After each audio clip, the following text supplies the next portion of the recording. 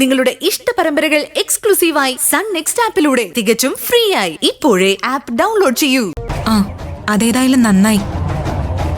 എനിക്കും അച്ഛന്റെ മരണത്തിൽ ചില സംശയങ്ങളൊക്കെ തോന്നുന്നുണ്ട്. അതിനെക്കുറിച്ചുള്ള അന്വേഷണത്തിലാണ് ഞാനും. മോൾക്ക് മാത്രമേ ഇതിലെന്തെങ്കിലും ചെയ്യാൻ പറ്റൂ. പക്ഷേ അതിനുള്ള എന്തെങ്കിലും തെളിവ് കിട്ടുന്നതുവരെ രൂപേഷ് മോനോട് പോലും മോളിക്കാരും പറയരുത്. ചിലപ്പോ മോന്റെ ജീവിതം കൂടി അപകടത്തിലാവും. വിശ്വനാഥനെ ഇല്ലാതാക്കിയവർ ഇപ്പോഴും ആ കുടുംബത്തിൽ തന്നെ ഉണ്ടാവില്ലേ? ആ വീട്ടിലുള്ളവരിൽ ഒരാളെന്നല്ലാതെ ആരാണെന്ന് അച്ഛൻ പറഞ്ഞില്ല അല്ലേ? ഇല്ല, അത് പറഞ്ഞില്ല. അവിടെ ഉള്ളവരെന്ന് പറയുമ്പോ പവിത്രനോ യതിയോ ആരുമാകാമല്ലോ.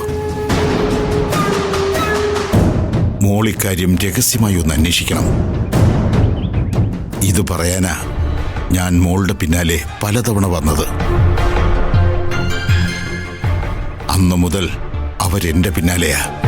ഇതിപ്പോ പലതവണയായി ഈ ഗുണ്ടകൾ എന്റെ പിന്നാലെ വരുന്നു. ഏത് നിമിഷവും അവരെന്നെ ഇല്ലാതാക്കും. ഏയ്, അതോർത്ത് ഉസ്താദ് പേടിക്കണ്ട.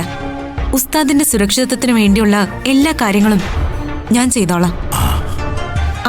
എന്തെങ്കിലും വിവരം കിട്ടിയാ അത് ഉടൻ തന്നെ എന്നെ അറിയിക്കണം. അച്ഛന്റെ മരണത്തിന് പിന്നിൽ ആരായാലും നമുക്കത് കണ്ടുപിടിക്കണം. എല്ലാവരുടെയും മുന്നിൽ ഇപ്പോഴും മാന്യനായി ജീവിക്കുന്ന കുറ്റവാളിയെ വെളിച്ചത്ത് കൊണ്ടുവരണം. കൊണ്ടുവരും ഞാൻ.